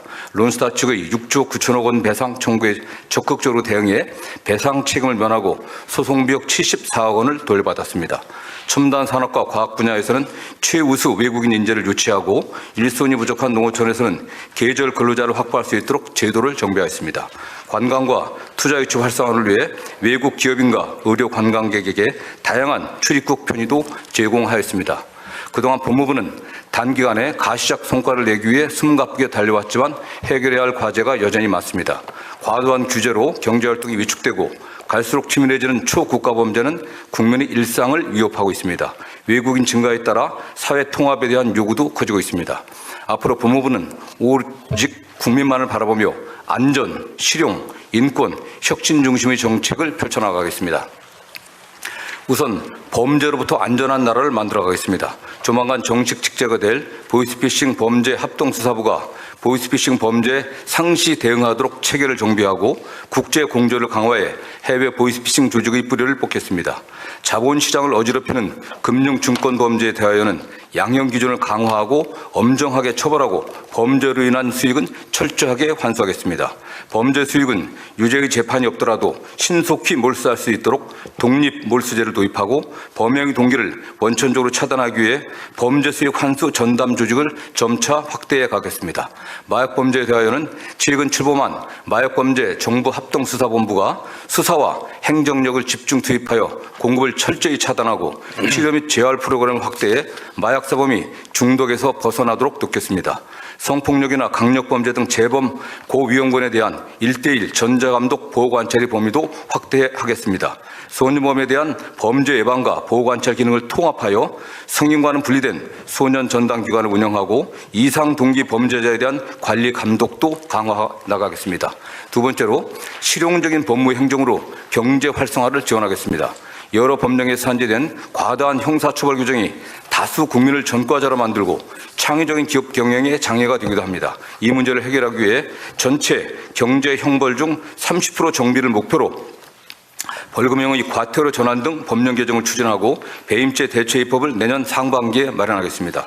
최근 발족한 형사법 개정 특별위원회를 통해 과도한 형벌 규정에 대한 비범죄화와 처벌 완화 방안을 종합적으로 논의하여 합리적인 형사법 체계를 구축하겠습니다.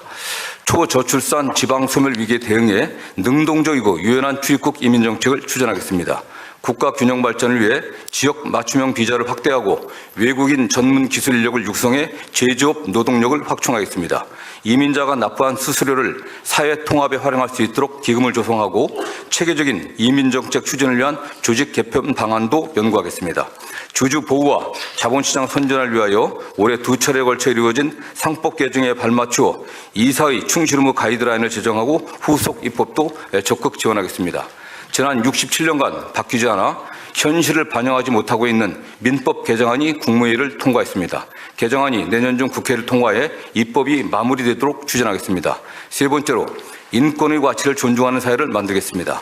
우선 교제폭력과 스토킹 피해자에 대한 보호를 강화하겠습니다. 전자감독 위치 추적 연계 시스템을 구축하여 경찰과 원활하게 협조하고 스토킹 외에 교제폭력에 대해서도 전자장치 부착을 확대하기 위해 관련 법률 개정을 추진하겠습니다. 범죄 피해자가 언제 어디서나 필요한 지원을 받을 수 있도록 온라인 통합 지원 시스템을 구현하겠습니다.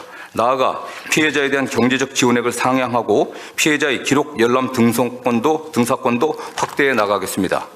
인권이 존중받는 사회를 만들기 위해서는 국민이 변호인으로부터 두텁게 도움을 받을 수 있어야 합니다.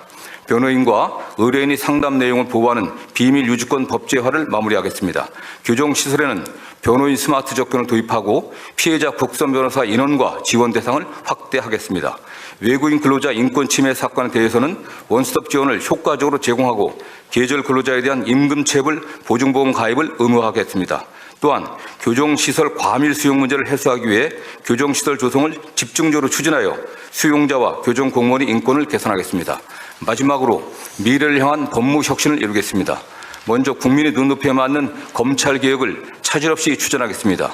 현재 진행 중인 공소청과 중수청 신설이 순조롭게 추진되도록 함과 동시에 국가의 범죄 대응 역량이 줄어들지 않도록 국무총실 산하의 검찰개혁 추진단 활동을 적극 지원하겠습니다. 현재는 검사의 업무가 수사에 집중되어 있으나 범죄 수익 환수, 국제 형사사법 공조, 국제 법무와 통상 지원, 공익 대표 소송 등을 중심으로 검사의 공익적 역할을 강화하겠습니다. 법무 혁신을 위해 다양한 법무 행정 분야에 AI 기술을 도입하겠습니다. 법률 구조 서비스 통합 시스템을 마련하여 AI를 통해 맞춤형 서비스가 제공되도록 하겠습니다. 입국하는 외국인의 위험도를 사전에 분석하는 시스템을 도입하여 국경 관리도 한층 강화해 나가겠습니다.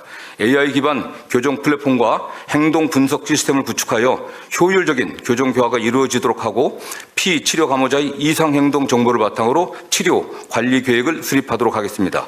국제 소송에 전략적으로 대응하여 국부 유출을 막고 해외 진출 기업을 상대로 법률 설명회를 개최하는 등 국제 법무 지원을 강화하여 국익 창출에 기여하겠습니다.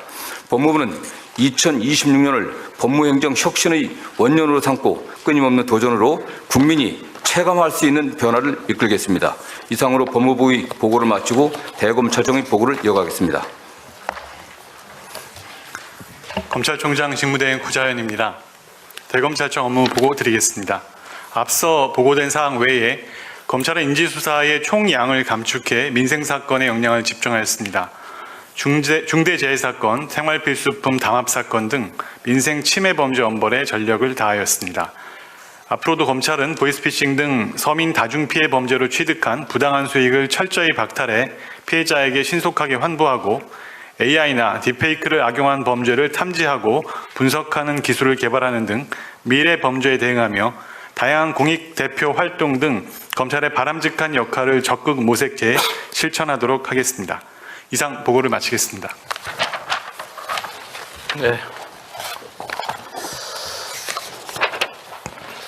우선은 보이스피싱 대책은 법무부도 같이 검찰도 같이 하고 있는 거죠?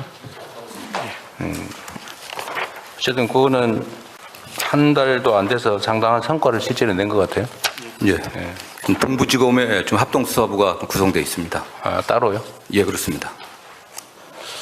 어쨌든 이게 9월 대비 10월, 11월에 전년 대비 피해보다 3분의 1이 줄어들었다고. 상당히 많이 준 것 같습니다. 일반 추세보다는.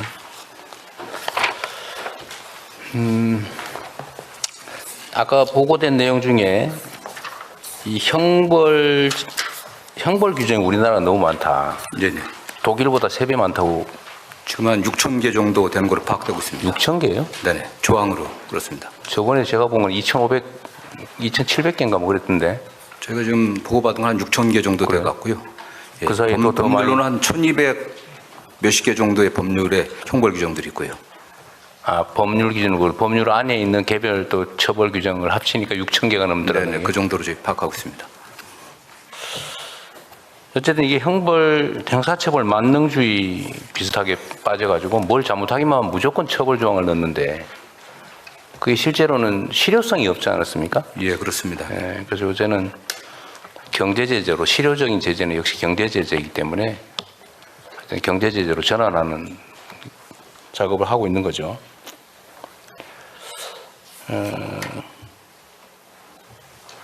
하여튼 뭘 처벌하려고 그러면 수사하는데도 엄청난 역량이 투입되고 기소하고 공판 유지하고 재판하고 근데 해봐야 몇 년 지난 다음에 뭐 기껏해야 집행유예 받아가지고 처벌 제재 효과도 거의 없는데 어쨌든 국가 역량이 너무 많이 소모되는 것 같아요. 어쨌든 그거는 좀 신속하게 가시적인 성과를 좀 내면 좋겠습니다.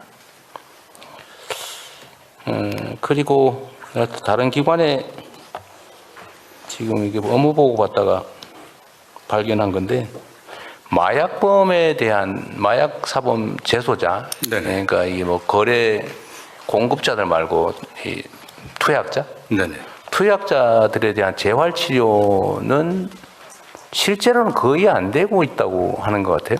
지금 좀 어떻습니까? 중독자에 대해서 치료 지금 그 비율이 좀 적은 편입니다. 일단 뭐 검찰 단계에서 조건부 기소유예가 가능하고 이제 법원 단계에서 뭐 이제 어떤 그게 이제 수강 명령이라든가 보호 관찰, 이수 명령 같은 걸 내리고 그에 따라서 교정 단계에 들어가야 되는데 마약 사범 관련해서는 주로 이제 이수 명령을 같이 이제 병행 그 실형에서 병행을 하게 되는데 이수 명령이요? 교육 이수? 예. 그렇습니다. 그래서 뭐 기본 단계, 뭐 집중 단계, 심화 단계로 해갖고 40시간, 80시간, 160시간씩 교육을 시킵니다. 그런데 문제는 전문가가 부족합니다. 예, 전문가가 좀 부족해갖고요.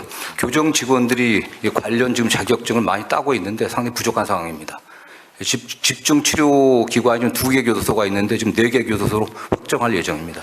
마약 사범 수감자는 대체적으로 숫자가 얼마나 돼요?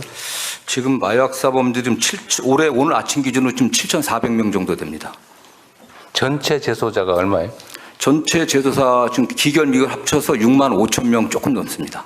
10%가 넘는다는 거예요? 예, 마약 그렇습니다. 사범. 그런데 이게 이제 마약 공급책이나 이런 쪽이야 몰라도 마약 투약 사범은 치료를 본인도 실제로는 원할 테고. 네, 그렇습니다. 치료하면 효과도 좀 있을 텐데 국가에서는 기소유예 제가 저번에 마약 퇴치운동본부 뭐 그쪽 보니까 내가 볼 때 엄청 부실해 보이던데 체계적으로 마약 사범에 대한 대응 교육 또는 재활 체제가 있어요? 예, 저희들이 뭐 그 검찰이나 이제 검찰 제가 말하는 일단은 네. 재소자에 대한 상당히 이제 기구들이 구성돼 있습니다. 그래서 지금 부산하고 부산 청주죠 두 군데가 지금 전담 기구가 구성돼 있는데 필요해서 인원이 제한돼 그러니까 있습니다. 대상자가 뭐 200~300명 수준인 것 그렇습니다. 같은데 7,000명이 들어있고 그중에 물론 공급책 이런 거 빼더라도 단순 소지 투약자들 주로 투약자들 숫자는 얼마쯤 될까요? 그거 제가 정확하게 지금 누구 저기 아시는 분 없어요? 예, 법무부 교정본부장 이용렬입니다. 말씀드리겠습니다. 네. 전체 지금 마약 수용자는 약 7,400명입니다. 네. 그중에 한 4,800명 정도 전체 4,800명 중에서 약 65%가 투약자고 42%가 투약자고 58%가 비투약자입니다. 한 4,000명 정도, 4,000여 명 정도가 투약자들이다. 거기는 재활 치료가 필요하겠죠, 기본적으로. 반드시 필요합니다. 예. 근데 아까 보면 저기 뭐 2개 교도소에서 한 200~300명, 200 몇십 명이든가 뭐 그런 것 같은데 자료상으로는. 그거 좀 늘리겠다고 하는 거 봐요. 2배 늘려봐야 500명도 안 되는데 나머지는 어떻게 합니까? 그냥 가둬놨다가 내보내요?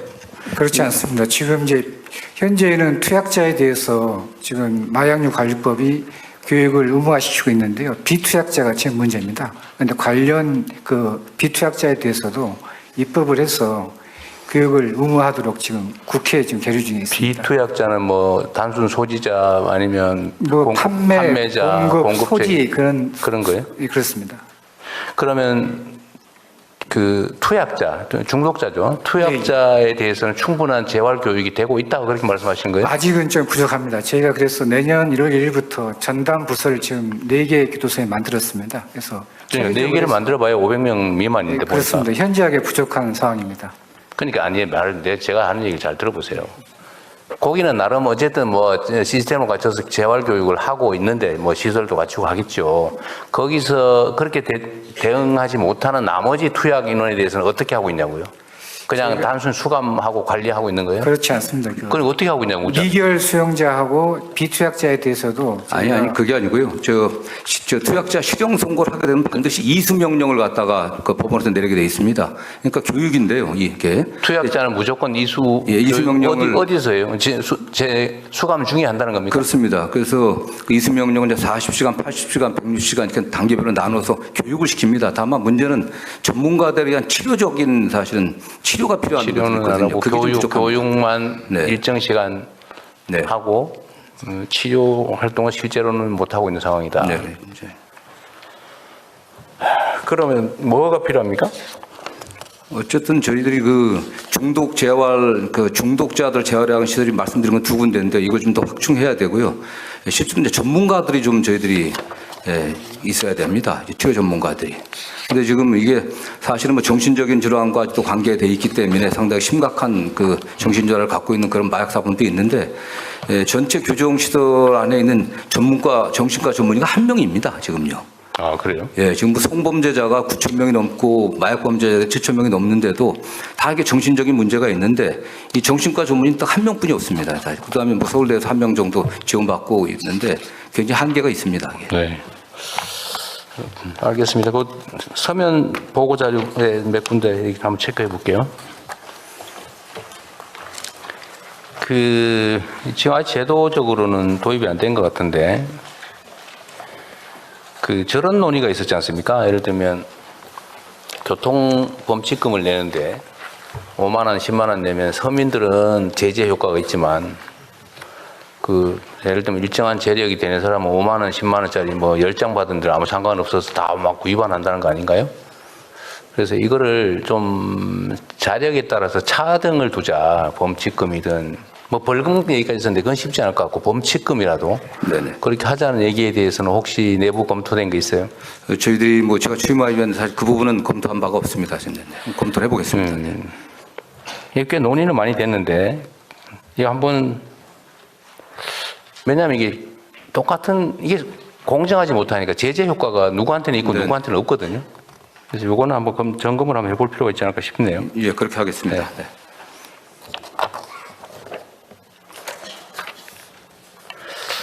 그리고 또 하나는 촉법 소년들 연령을 낮추자 뭐 그 주장 있잖아요. 예, 그렇습니다. 네. 요즘 보니까 영상으로도 나는 촉법 소년에 해당이 안 되기 때문에 마음대로 해도 돼 이러면서 온갖 사고를 치고 다니는 영상도 있고 그러더라고요. 그래서 그런 문제들 연령을 좀 낮춰야 되는 거 아니냐는 문제에 대해서는 내부 검토가 있었습니까 혹시? 최근에 저희들이 이걸 논의하진 않았는데 국회 이제 법안도 지금 촉법 소년의 연령을